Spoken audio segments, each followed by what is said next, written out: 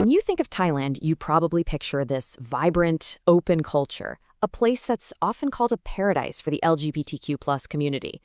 But what happens when the party's over and it's time to go to work?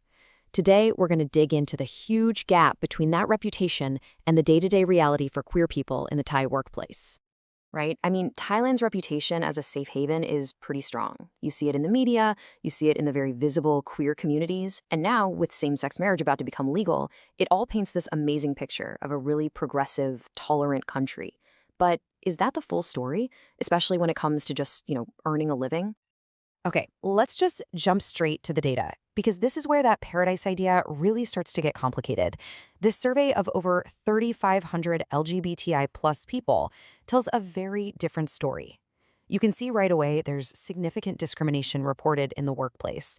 But look at the numbers for transgender people. They are just staggering. Over 60% report discrimination related to their job. And that right there, that's at the very heart of the paradox we're exploring. And that's exactly what we're calling it, Thailand's LGBTQ plus paradox. You've got this massive gap between the country's sunny, inclusive public image and the much tougher daily reality for many of its queer citizens, especially on the job. So on one hand, you have this well-earned reputation for tolerance, a pop culture that celebrates diversity, and even some really forward-thinking laws, like the Gender Equality Act of 2015. That law officially bans discrimination based on gender expression.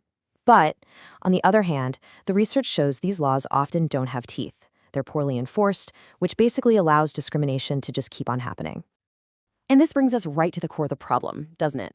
It's this huge gap between what the policy says and what people actually experience. So, why? Why do these laws that seem so great on paper often fail to protect people in their jobs? Well, a big part of the answer has a name you've probably heard before: rainbow washing. This is when a company slaps a rainbow on its logo in June and talks about pride, but that's it. It's superficial support, often just for marketing, without any real year-round commitment to equality. And it's not harmless. It actually erodes trust and makes people cynical. And the impact of this gap, it's severe. Let's look at the numbers for the group that's hit the hardest. A shocking 77% of transgender applicants said they were refused a job specifically because of their identity. Let that sink in for a second. This has nothing to do with their skills or qualifications. It is pure discrimination before they even get in the door. And okay, let's say you're one of the lucky ones who does get hired. The struggle doesn't stop. 40% of transgender employees, that's 2 out of every 5 people, have been harassed or ridiculed on the job. This shows that the problem runs deep in the culture, way deeper than a policy document can fix. And the discrimination isn't just about hiring or harassment.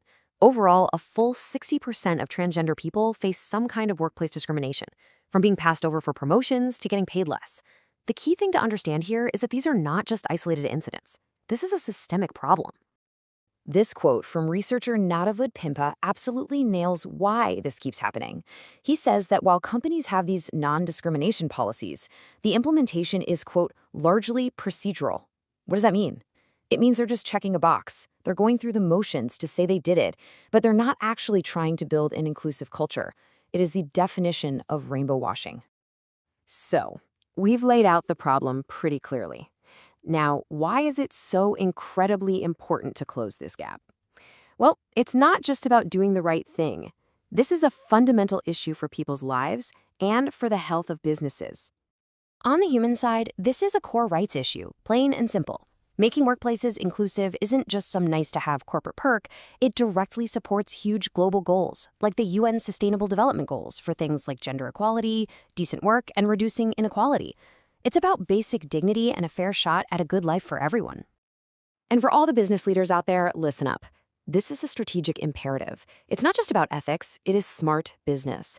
Companies that are genuinely inclusive attract and keep the best people.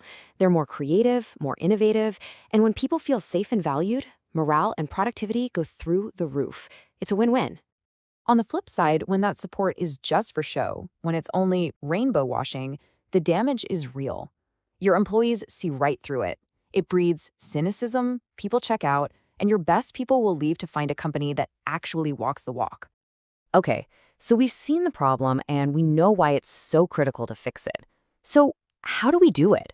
How can companies actually move from just having a policy on a shelf to putting it into practice every day?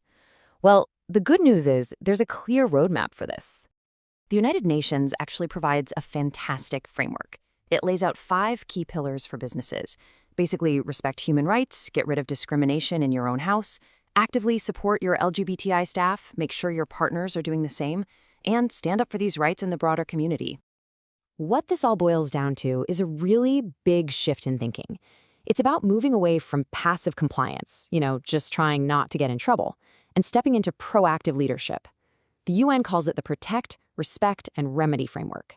The idea is to actively champion these rights, not just avoid breaking the rules. So let's get really practical. What does this actually look like day to day? We can break it down into a concrete action plan that any company can start thinking about. A really smart way to organize this is to look at the entire journey of an employee. Think about it. From the moment someone even sees a job ad to the day they might leave the company, there are opportunities at every single stage to build in more fairness and inclusion. So let's start at the very beginning with recruitment and benefits. It means focusing only on a person's qualifications, period. It can be as simple as adding an X option for gender on application forms. And when it comes to benefits, it's about real equality, offering the same health benefits to a same-sex spouse, or the same parental leave, and providing crucial support like sexual reassignment leave. And beyond these big official policies, it's often the small, everyday details that build a culture where people actually feel like they belong. We're talking about things like having a dress code that isn't gendered, or making sure there are gender-neutral bathrooms available. And this next one is huge: mandatory unconscious bias training for every single manager. Plus, actively supporting employee resource groups, or ERGs, gives your queer employees a vital community and a voice within the company. At the end of the day, the goal is to move beyond those performative gestures. The rainbow logo that shows up for 1 month and then disappears. The real work is building a culture of genuine belonging, making sure that every single person feels safe, respected, and able to bring their whole authentic self to work every single day of the year. And that leaves us with one final question, and I want you to really think about this for your own workplace. Is it a place that is merely tolerant? A place where differences are just put up with? Or is it a place that is truly inclusive, where those differences are actively valued and celebrated? The answer to that question, well, that's everything.